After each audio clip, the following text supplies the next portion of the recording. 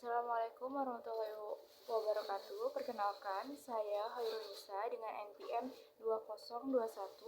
202101500783. Pada kesempatan kali ini saya ingin mempresentasikan tugas akhir mata kuliah konseling populasi khusus dengan dosen pengampu Ibu Anggia Evitarini MPD. Dan yang akan saya bahas adalah terkait kajian klien penyintas korban kekerasan.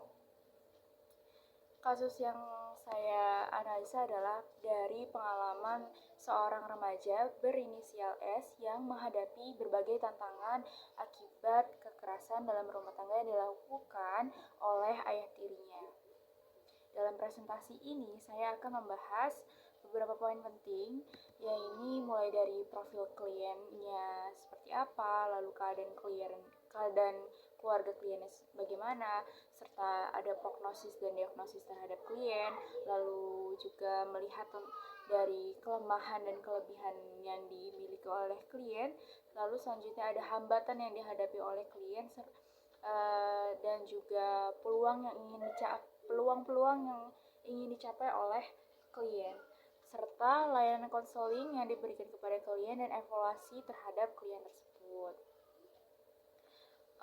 Untuk profil kliennya, klien yang berinisial S ini merupakan siswa yang cerdas karena terbukti dia mampu untuk masuk di SMA favorit. Namun dia ini memiliki sikap yang pendiam, tertutup, dan jarang bersosialisasi.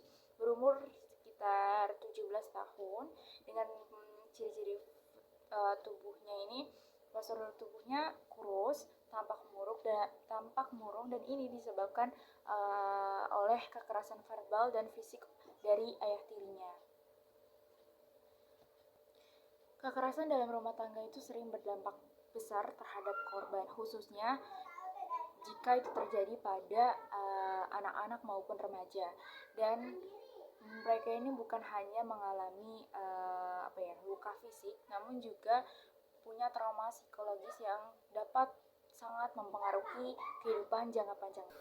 Hal ini menunjukkan bahwa harus adanya intervensi yang tepat terhadap klien agar mampu memulihkan kondisi korban ini. Lalu selanjutnya mengenai keadaan keluarga klien, di mana klien ini memiliki ibu kandung dengan 2 adik tiri serta ayah tirinya. Dan untuk ibunya ini bekerja sebagai pedagang kecil dengan penghasilan pas-pasan yang rentan untuk pasif terhadap ketika menghadapi kekerasan gitu.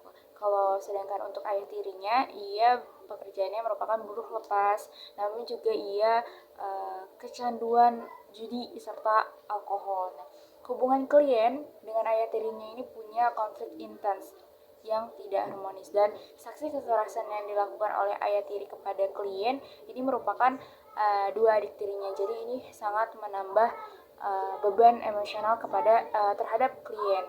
Ayah tirinya ini sering melampiaskan emosi dengan memaki dan memukul klien berinisial S ini, dan ibunya meskipun tahu dan menyadari kekerasan ini, ibunya memilih untuk pasif karena merasa dia sangat tidak berdaya secara finansial, dan ibunya ini sangat menggantungkan finansialnya terhadap suaminya seperti itu. Jadi ini semakin membuat klien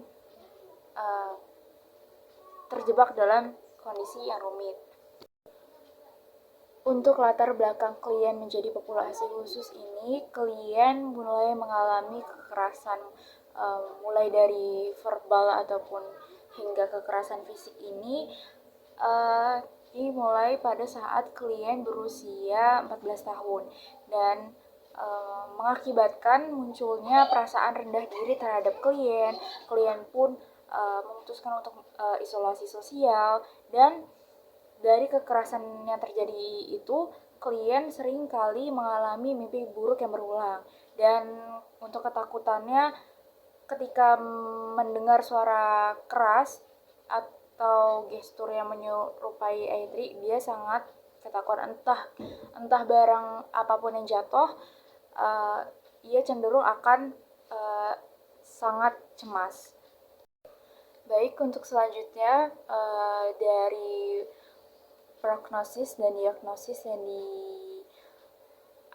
ada untuk prognosis yang ada pada klien berinisial S ini, dia mengalami intrusi di mana intrusi ini adalah kilas balik kejadian kekerasan. Sehingga klien ini terngiang-ngiang apabila dia mengingat kekerasan yang dilakukan ayah tirinya kepada dia. Lalu klien pun mengalami penghindaran di mana dia akan menjauhi pria-pria dewasa yang menurutnya memang sesuai dengan keadaan ayah tirinya. Lalu selanjutnya ada arousal tinggi, di mana ini sensitif terhadap suara keras seperti yang sudah dijelaskan sebelumnya, bahwa klien akan sangat ketakutan ketika mendengar suara dentuman atau suara barang jatuh yang suaranya itu sangat keras. Klien sangat sensitif terhadap suara-suara keras. Selanjutnya ada perubahan mood tentu. Dalam hal ini klien menjadi ya sama sebelumnya, merasa rendah diri, merasa tidak berharga, dan sulit untuk percaya, entah sulit untuk percaya terhadap dirinya sendiri dan juga terhadap orang lain. Untuk diagnosisnya, klien ini mengalami PTSD atau Post Traumatic Stress Disorder. Jika tidak ditangani dengan baik, kondisi ini akan dapat menghambat perkembangan psikologis dan sosial terhadap klien, dan ini sangat akan berdampak juga terhadap masa depannya. Untuk analisis kebutuhan kliennya, tentu klien membutuhkan intervensi yang dapat mendukung pemulihan emosional dan psikologisnya. Entah kebutuhan itu meliputi dari dukungan emosional ataupun media-media yang mampu untuk menyalurkan emosi dan trauma klien, serta adanya akses layanan profesional untuk menangani trauma secara mendalam. Selain itu juga lingkungan rumahnya juga harus perlu untuk mendapatkan perhatian, khususnya untuk mampu mengurangi paparan kekerasan yang dialami oleh klien. Untuk kelemahan dan kelebihan yang dimiliki oleh klien, untuk kelemahannya sendiri, ya klien ini mengalami rendah diri, cemas berlebihan, sulit percaya orang lain, serta memiliki lingkungan keluarga yang tidak mendukung. Untuk kelebihan yang dimiliki oleh klien adalah klien ini memiliki prestasi akademik yang tinggi dan juga punya bakat menulis untuk menyalurkan emosi.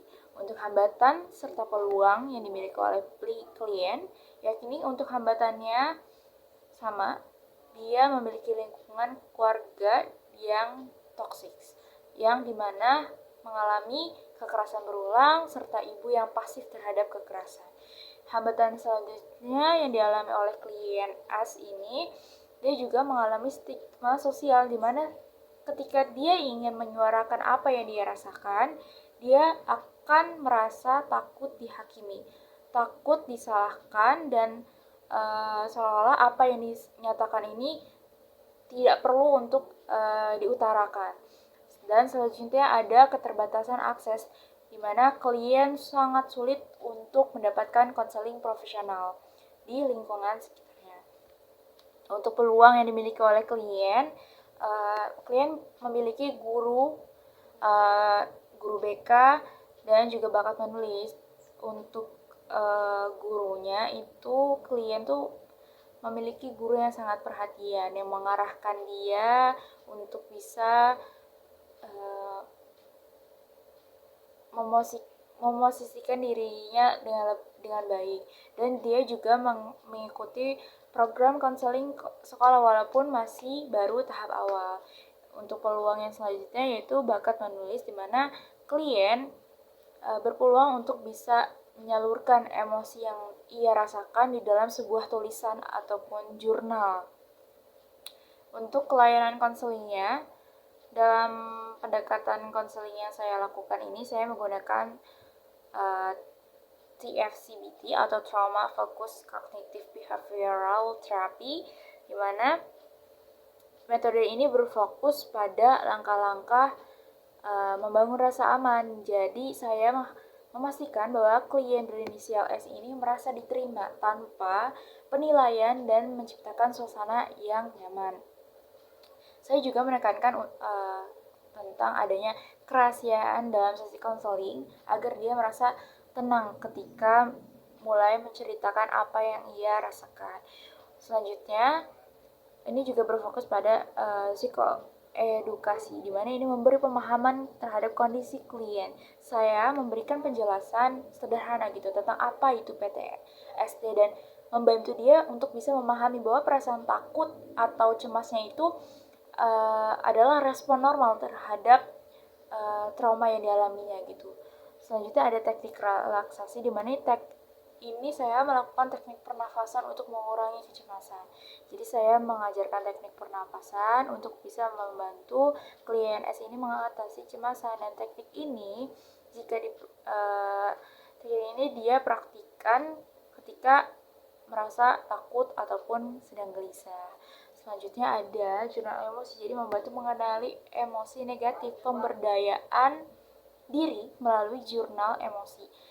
Saya mendorong untuk klien untuk bisa menuliskan perasaannya setiap hari sebagai cara untuk bisa mengenali dan memproses emosi yang dia rasakan. Serta yang terakhir ada simulasi asertif, dengan latihan berbicara kepada orang dewasa yang terpercaya. Dalam hal ini, saya melatih klien untuk dapat berkomunikasi dengan guru maupun orang dewasa yang dapat dia percaya gitu, agar dia berani meminta bantuan ketika diperlukan. Selanjutnya, mengenai evaluasi. Evaluasi dari sesi konseling ini menunjukkan hasil yang cukup positif, di mana klien S ini mulai lebih terbuka untuk berbicara tentang masalahnya dan juga merasa lebih tenang gitu setelah mempraktikkan teknik relaksasi yang sudah dilakukan. Jurnal emosi juga membantunya untuk bisa memahami perasaan yang selama ini ia pendam. Namun saya juga menyadari bahwa trauma seperti yang dialami oleh klien S ini membutuhkan pendampingan yang intensif dan profesional. Oleh karena itu saya merekomendasikan tindak lanjut berupa konseling dengan psikolog atau lembaga perlindungan anak, serta dukungan dari lingkungan sekolah untuk memulihkan kepercayaan diri klien. Demikian presentasi saya, semoga apa yang saya sampaikan bermanfaat dan dapat memberikan gambaran tentang pentingnya konseling pada populasi korban kekerasan. Terima kasih atas perhatiannya. Wassalamualaikum warahmatullahi wabarakatuh.